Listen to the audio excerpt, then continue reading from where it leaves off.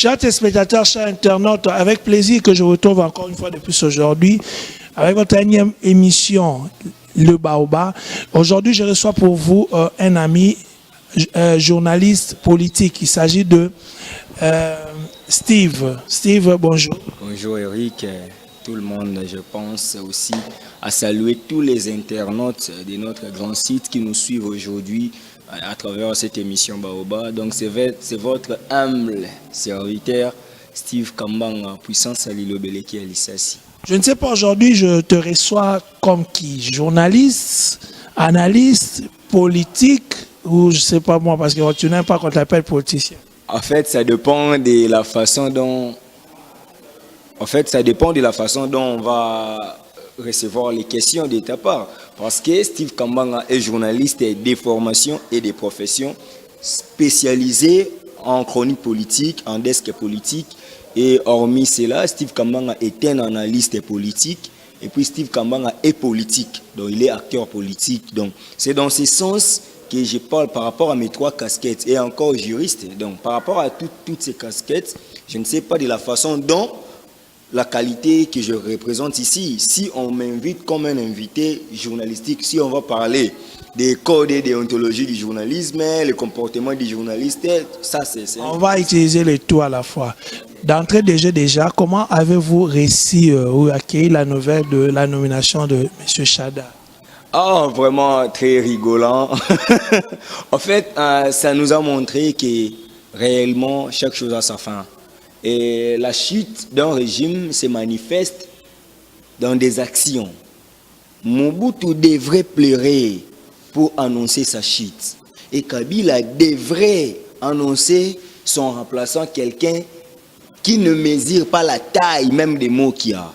Et ceci voudrait dire simplement que Kabila sait déjà qu'il est partant. Non seulement lui il est partant, mais aussi la racine qu'il a eu à planter au sol congolais doit être déraciné, c'est-à-dire Kabila et ses acolytes sont partants, c'est-à-dire il y a un nouveau régime qui va s'imposer aujourd'hui en République démocratique du Congo. Moi je vous dis, tantôt, donc d'ici décembre, d'ici 2019, vous aurez un nouveau président élu démocratiquement et ce sera un vrai Congolais, un vrai patriote, celui qui va s'occuper du souci du peuple congolais. Donc déjà nommé Chadari, c'est pas quand même un fou, c'est un homme, entre guillemets, licencié en sciences politiques et administratives, mais il faut voir les cursus de l'homme. Il a fait quoi? Il a occupé quelle fonction dans ces pays? Il a été élu député 2 fois, comme on l'a dit, à Maniema. Mais pour rappel, Chadari a été nommé en 2011 parce qu'il n'a pas réussi, il a réussi après le recours. Comprenez? Déjà quelqu'un qui est impopulaire dans sa ville natale. Vous pensez que pour diriger ces pays, vous devrez être d'abord populaire? Non, il faut avoir des valeurs, mais c'est parmi les critères. Vous savez aussi, hein, quelque part, vous êtes en train de faire ce qu'on appelle un cercle vicieux. Vous, évidemment, c'est de l'opposition. Vous étiez pessimiste, vous pensiez que Kabila n'allait pas nommer un dauphin. À la grande surprise de tout le monde, il vous a montré qu'il était capable de tout. Ça c'est primo. Segundo, vous, ceux de l'opposition, vous allez en ordre dispersé. Vous êtes désorganisé. Comment comptez-vous battre le pouvoir dès lors que eux ils sont organisés? Par contre, chez vous là-bas, vous êtes désorganisé. Ça, c'est 2. Et troisièmement, tertio, je vous donne la parole. Tertio, on est en train de vous prendre des opposants là-bas. Parmi vous, il y a des traîtres. Ne pensez-vous pas que vous allez... Ça a toujours été ainsi. Là où il y a l'argent, là où il y a les pouvoirs, c'est normal qu'il y ait des débauchages. Et surtout qu'en Afrique, nous avons encore un problème. Le jour où nous serons au pouvoir, nous serons à mesure d'imposer les courants politiques qui ne sont pas encore imposés en République démocratique du Congo. Ça, c'est de 1. Les débauchages, ce n'est que normal. Et puis moi, je dirais, par contre, vous parlez que l'opposition va en ordre dispersé, mais c'est la marmite présidentielle. Front contre le peuple congolais. C'est le front contre le peuple congolais qui va en ordre dispersé. Combien de candidats à l'opposition? À l'opposition, il y a plus de 10 candidats. Alors, comment et à la majorité, il faut me poser encore la question. À la majorité, s'il y a encore plus de 10, les autres parlent de l'indépendance. S'il vous plaît, nous avons accepté le seuil.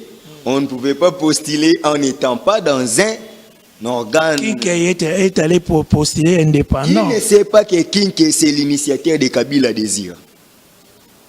Qui ne sait pas que Kinke est l'initiateur de Kabila Totonziote? Il a démissionné quel jour? Soyons sérieux. Monsieur Eric, c'est Steve qui est chez toi là. On doit parler de valeur. Kinke, jusqu'à preuve du contraire, il est membre du FCC. Il n'a jamais démissionné. Kinke est là, l'initiateur de Kabila Totonziote, Kabila Désir. Et quand lui, il pose sa candidature, ce n'est pas que l'FCC va en ordre dispersé. Si on doit parler pour quitter Kinke, Matungulu, Congo Nabiso, n'est pas dans FCC. Vous comprenez? Déjà entre eux, d'ailleurs, vous avez vu les images, chers journalistes. N'avez-vous pas vu les figures des gens de la majorité comme ils étaient frustrés? Ces gens étaient quasiment déçus. Personne ne s'y entendait qu'on pouvait choisir un Fretin à la place des dauphins. Déjà, je suis heureux parce que ici, dans les eaux congolaises, on ne retrouve pas les dauphins. Parce que nous avons des rivières, Njili et Kalam. Nous avons le fleuve Congo. Avec les étapes ça et là, nous avons les cours d'eau. Et dans les cours d'eau ou dans les fleuves Congo, il n'y a pas les poissons qu'on appelle dauphins. Voilà. Malheureusement, pour eux, ils ont opéré un mauvais choix. Parce que les Frétins, l'effet d'aligner plusieurs candidats au sein de la majorité, ceci prouve qu'il n'y avait pas un dauphin. Donc, vu que les Frétins, on mange les Frétins en groupe. Les Ndaka là, tant qu'on est Ndaka là, il faut les bêler. On mange les Frétins en groupe. On ne peut pas manger les Frétins un seul. Donc les dauphins, s'il était les dauphins, il allait être seul. Mais vu que c'est un Frétin, ce n'est que normal qu'il vienne en l'ordre dispersé. D'entrée de jeu, parler de l'organisation de l'opposition. Je t'informe, chers journalistes, qu'il y a une déclaration au sein du rassemblement de l'UDPS hier, de Félix-Antoine Tshisekedi. Ceci voudrait dire que l'UNC de Vital Kamerhe, les idées de Martin Fayoulou, l'IDPS de Félix Tshisekedi, le MLC de Jean-Pierre Bemba, nous sommes tous unis au sens où nous allons aligner un seul candidat. Ne vous en faites pas, chers messieurs. Il y aura les désistements. Aujourd'hui, Jean-Pierre... dire qu'ils vont voyager pour l'Europe pour aller faire une réunion. Mais tout est prévu. Déjà, dans une semaine, vous verrez les grandes têtes de l'opposition vont se réunir avec Moïse Katumbi, bien sûr, parce qu'il est aussi parmi... Il ne sera plus éligible. Oui, il ne sera plus éligible. Ça, c'est leur problème. Parce que vous savez, des fois, quand j'ai dit dans les émissions précédentes, Moïse, aujourd'hui, subit les peines des choses qu'il a fait jadis. Vous comprenez? Il a participé à la criminalité de ces régimes. Vous comprenez? Si aujourd'hui, le peuple congolais pleure, c'est parce que Moïse fait partie des gens qui ont tué le peuple congolais. Vous comprenez? C'est tout à fait normal que cela arrive. Mais vous avez compris que Jean-Pierre Bemba, étant quelqu'un qui a donné sa vie, qui a accepté de passer ses 10 ans de toute peine en détention préventive innocemment. Mais n'est-ce pas qu'on appelle, il a le main blanche. Aujourd'hui, il est en RDC, il est venu en RDC. Pourquoi on ne pouvait pas lui barrer la route? Parce qu'il n'avait pas de contentieux avec eux. Mais vous ne trouvez pas que cette réunion-là est encore prématurée? D'autant plus que la CENI n'a pas encore publié la liste effective des gens qui sont éligibles. Moi et toi, nous savons que Bemba se retrouve dans ces cas-là d'éligibilité. Donc, il n'est pas éligible. Merci, cher monsieur. Ils vont organiser une réunion qui va céder au détriment de l'autre. C'est ça maintenant la plus grande. Merci, cher monsieur. La question est trop simple à répondre. Il faut savoir qu'au-delà de tout, je suis juriste. On ne peut jamais condamner quelqu'un. Je parle d'abord du principe de la présomption d'innocence. Tout détenu est réputé innocent s'il n'y a pas une condamnation définitive. Monsieur Jean-Pierre Bemba, le sénateur, qui est là candidat président de la République, il est condamné en quoi? Si on parle d'inéligibilité, n'est-ce pas que cette affaire d'insubordination des témoins, cette affaire n'est pas encore condamnée? Parce que la condamnation de la première chambre a été tombée à zéro. Nous sommes pendant l'appel. Et si la première affaire, il a été acquitté, moi je suis juriste, on dit ceci. l'accessoire sur les principales. D'ailleurs, l'affaire principale, c'est l'affaire des crimes de guerre, crimes contre l'humanité. Mais il est innocent. Et que voulez-vous? Comment il peut être condamné pour l'insubordination des témoins si lui déjà, il est innocent? Déjà, dans ces cas, c'est un faux débat. Et puis, le mercredi passé, il y a eu un colloque, ici, au Collège Boboto, où les constitutionnalistes et un club de ont approuvé que M. Bemba était éligible au sens où la CENI ne pouvait jamais écarter M. Bemba à la course parce qu'il n'est pas condamné sur cette infraction. Même s'il serait condamné sur cette infraction-là n'est pas une corruption, comme dit l'article 10 de la loi électorale. Cette infraction, c'est l'entrave à l'administration de la justice. Vous comprenez? Cela n'est pas une corruption. En droit, on dit on ne peut pas condamner quelqu'un des infractions qui n'étaient pas prévues par la loi lors de la commission de cette infraction. Vous comprenez? Alors, la loi électorale n'a pas parlé d'insubordination des témoins. La loi électorale a parlé plutôt de la corruption. Il y a une catégorie des infractions qui peuvent faire inéligibilité de quelqu'un. Mais Jean-Pierre Bemba ne se retrouve pas dans ces cas. Soyons apaisés. Non, ta question était longue. Je dois répondre à tout le volet. Et pour répondre à cette question, tous les leaders de l'opposition, ceux qui sont dans la vraie opposition, savent qu'il faut qu'il y ait une unicité pour donner les sphinx, pour donner un grand leader, celui qui a le poids de diriger ces pays. Mais c'est Félix Tshisekedi l'a dit, que nous devons crucifier nos intérêts pour l'intérêt général de la République démocratique du Congo. Mais c'est Kamere l'a dit à tout moment, mais c'est Fayoulou l'a dit. Tous les vrais opposants, ceux qui sont aujourd'hui dans l'opposition, savent qu'on doit aligner un candidat pour remporter les élections. Pensez-vous, cher monsieur, mettre le Fretin Chadari et le requin Bemba, et que Chadari gagne les élections? Nous courons derrière le temps, mais si jamais Bemba n'est pas éligible, toi et moi, nous savons tous que... D'ailleurs, ça c'est un faux débat, il ne faut même pas poser cette question. Il est éligible. Il n'y a pas de justice dans notre pays. Non, il y a la justice, mais une justice manipulée. C'est ça exactement. Si jamais ça arrivait qu'il n'est pas éligible, vous pensez que les autres là vont s'entendre? Vous pensez que Vital Kamerhe pourra céder et donner la chance à Félix et vice-versa? Est-ce que vous pensez que ça peut être possible? Cher monsieur, et perdre aussi les $100 000 de déjà tout le monde, quand il posait sa candidature, savait qu'il allait perdre ces $100 000. Et pour votre information, lorsqu'on fait la politique, on n'a pas seulement besoin d'être à la magistrature suprême pour aider ces pays. Il y a des gens que moi j'ai connus, que j'ai lus, qui ont beaucoup donné dans leur pays, mais ils n'ont jamais été président de la République. Notamment ici, le fait Tshisekedi a beaucoup donné pour que nous soyons aujourd'hui ce que nous sommes, mais il n'a jamais été président de la République. Vous comprenez? Moi, je vous dis, tous ceux qui sont dans l'opposition vraie, tous ceux qui savent comprendre les enjeux de l'ère, ils sont d'accord pour se retirer et envoyer un seul candidat à la magistrature suprême.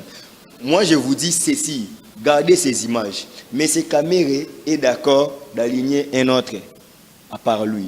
M. Tshisekedi est d'accord. M. Bemba, si vous avez suivi même sa conférence de presse, dans plusieurs déclarations, il a dit que si je suis parmi les gens qui doivent désigner, si entre nous dans l'opposition, nous trouvons que c'est mieux qu'on aligne Fayoulou, nous tous nous allons accepter la décision.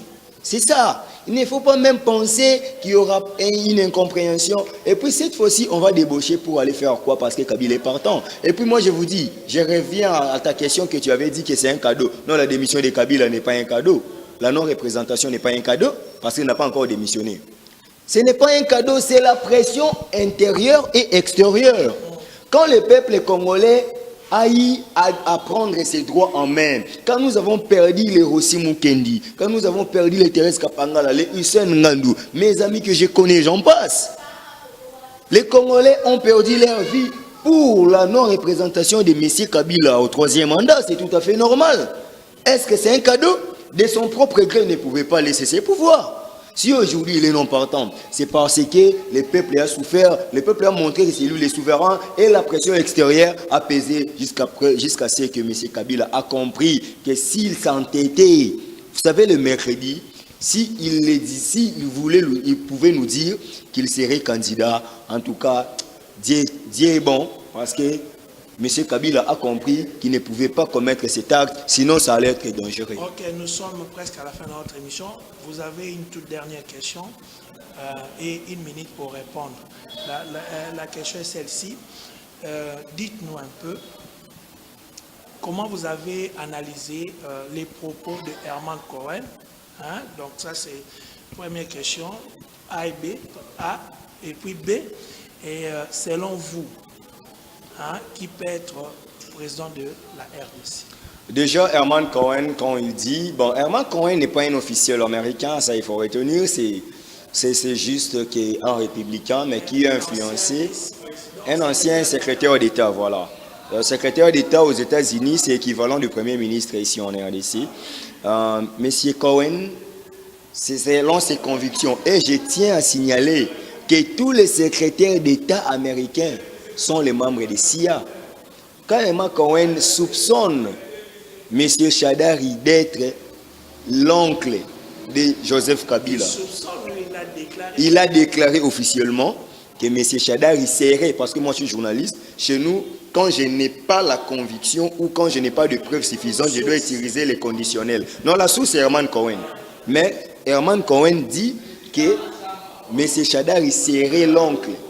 Il est le frère à Maman Sifa entre guillemets la maman de Joseph Kabila. Donc Shadari serait l'oncle de Joseph Kabila. C'est pour lui que ces genres de personnes ne peuvent jamais diriger. Et puis, M. Shadari ne peut pas être candidat, il est sanctionné extérieurement. Il ne peut pas se déplacer vers l'Union européenne. Lui ne peut pas fouler le sol américain. C'est bien, non, je te dis déjà, non, les sanctions extérieures, il y a la primauté des lois internationales sur les lois internes. Les lois internationales ont dit, c'est la communauté internationale qui a sanctionné M. Shadari et ses amis. Donc M. Shadari, c'est quelqu'un qui est sanctionné, c'est bien son gelé. Il ne sera pas, il ne faut pas rêver de la sorte. Non, il ne sera pas élu. Moi je vous dis, il ne sera pas élu. M. Shadari, il ne sera pas élu. Et déjà, non seulement qu'il ne sera pas élu, et ce régime ici va partir. C'est la nouvelle vague, le MLC et ses alliés, qui va prendre les pouvoirs. Et en plus, moi je dis ceci, ils ont préparer quelques couacs pour qu'on n'arrive pas aux élections, notamment la machine à voler qui n'était pas prévue dans la loi électorale, notamment chercher des troubles pour décréter un état d'urgence qui est déjà tardif. Ils préparent des voies et moyens. Il y aura un problème de financement, ça et là, tout ça c'est pour freiner les processus électoraux. Mais moi je vous dis, M. Kabila va démissionner avant le mois de décembre. Parce que s'il n'y aura pas les élections, l'article dit que la CENI doit convoquer les scrutins 90 jours avant l'expiration du mandat des chefs de l'État. Et s'il ne fait pas c'est ça, parce que la CENI doit être financée par les gouvernements, c'est lui le chef de l'exécutif. Si cela n'est pas fait, il sera poursuivi pour la haute trahison. Qui est-ce? Le président sortant. Dans d'autres termes, on peut dire qu'il n'y aura pas élection. Et dans les fronts contre les Congolais, ils préparent qu'il n'y ait pas les élections. Mais nous qui sommes dans l'opposition républicaine, la vraie opposition, nous disons non. Qu'ils fassent effort et nous ensemble, nous sommes prêts. Nous devons aller aux élections et nous devons sanctionner tous ceux qui ont tué les peuples congolais pour élire un vrai Congolais, un digne fils de ces pays, celui qui a les profils de diriger ces pays, c'est bel et bien Jean-Pierre Bemba Gombo. C'est lui qui a sacrifié sa vie, c'est lui qui a sacrifié ses biens, c'est lui qui a sacrifié même ses enfants, 11 ans, loin de lui, justement pour le bénéfice du peuple congolais. Peuple congolais, je vous dis, il est temps de nous réveiller. Il est temps de sanctionner ces détracteurs qui ont tué nos frères. Il est temps de sanctionner ceux qui ont mis des gens dans une fosse commune. Il est temps de sanctionner ceux qui nous ont fait souffrir aujourd'hui. Lingala, c'est votre modèle. D'ailleurs, toutes les missions sont en français. Bon, on revient en lingala, c'est juste pour vous montrer aussi que je suis un vrai Congolais, peuple congolais. Tout là qui s'attend au yo. Yako bimisa sikoyo, nenge yako sanctionner bango. Bango mbalali si biso nzala. Bango mba baby si classe. Bango mba mati dollar, ben matika dollar na combien? Dollar ils en a combien? Bango mutu ba bomi ba fonctionnaire. Bango mutu ba ko ba yena kuluna parce que ngano to kola na Zaïre kuluna ezarati. Bango mbaye na kuluna, bango mbaye na mumbongo machete, bango mbaye na béret rouge. Lelo bazo kumisa Shadari aza catholique. Bango wana o ba Shadari ba catholique, bango mbakenda ko menacer cardinal Mosengo na Notre-Dame. Botala mabenyo so basala. Bango mbaboma aussi après mtu aboma aussi ba matisa e grade. Bango mbasala mabe wana nyonso. Bango mba moni bino na poto nde botindela biso mbongo mikolo nyonso. Bozwa effort, boyebisa batu na bino baza awa. De voter leader et opposition pour que Makambo kende bien. Donc un grand merci na bino nyonso bolandi biso, merci na Eric Dimouka, merci na ndeko na biso Patrick derrière la caméra, na pêche merci. Merci na bino nyonso o bozui vraiment chance à Rolanda biso. Congolais mi bundela poso mi bundelité mto bundelo azate. Puissance à l'ilobeleki à l'issasi na finga ramutute. Mais les analyses seules prouvent que baza na place te na mboka oyo na remercier bato bazo soutenir biso lokola Joli Zola na Paris kulutu nanga Sia Moulex Aigle Noir na Paris en first class Banque mondiale exemple à suivre na États-Unis na Bo Sanité Aimé Boss Chimbalanga ya Nounous na États-Unis pourquoi pas Net Matolu na États-Unis et puis Steven Maboulou na Saint-Étienne. Je vous remercie tous nyonso o bolandi émission oyo ata boko film ata boko comprendre ata boko ça nini mais ngana pona Congo nazana jeune je n'ai pas encore atteint mes 40 ans mais j'ai une carrière devant moi et j'ai une mission, c'est de sortir ces pays dans l'impasse. Il faut te diriger pays au lobby bien pour que mboka oyo to komandenge mona bango ba lobe la souveraineté mais en réalité to defara ba mbongo to sala ba nyonso ya mabe biso faut to koma na bokonzi pour tout changer, tout comme il s'appelle, nous avons standing moko na ba Maroc, na ba Afrique du Sud, na ba France, na ba Belgique, tout est possible parce que nous avons tout. Et il ne nous manque des hommes le roi biso pour tout kolisa mboka oyo. Merci. OK, to komi na suke mission na biso en tout cas na yamba ipona bino monsieur Steve Kambanga boyoki ocholoba mboka na biso bino mo bota makamde zo kende. Vraiment aussi, je ne veux pas terminer cette émission sans dire merci à Batuna Batnyo Sobazo Edenga. Je perdis mon petit frère. Donc, Bato tout, au Bazo soutenir, Nancy Matungolo, na États-Unis. Papa na. Je te présente des condoléances. Hein? Merci. Condoléances les plus sincères. On est ensemble et peut-être que nous serons là pour t'assister. Ok, merci beaucoup. Papa, il est papa na next mobali ya Mama Jackie Basali. Moi na yolo na Londres. Merci en tout cas de bozo soutenir. Je dis aussi merci na Maman Mido Igwe de la presse congolaise, Mère Boss, merci vraiment de soutien na yo, batutu bolingaka Eric Dimouka. Merci aussi na je Tati Mukolo ya Dynamique Congo, agence Dynamique Congo, place Ozali, Bambo Théâtre, tozana Gloria Vushi na Belgique, tozana Lina Mayombo na Londres, na batutu bolingaka Eric Dimouka, tokutani prochainement. Ciao.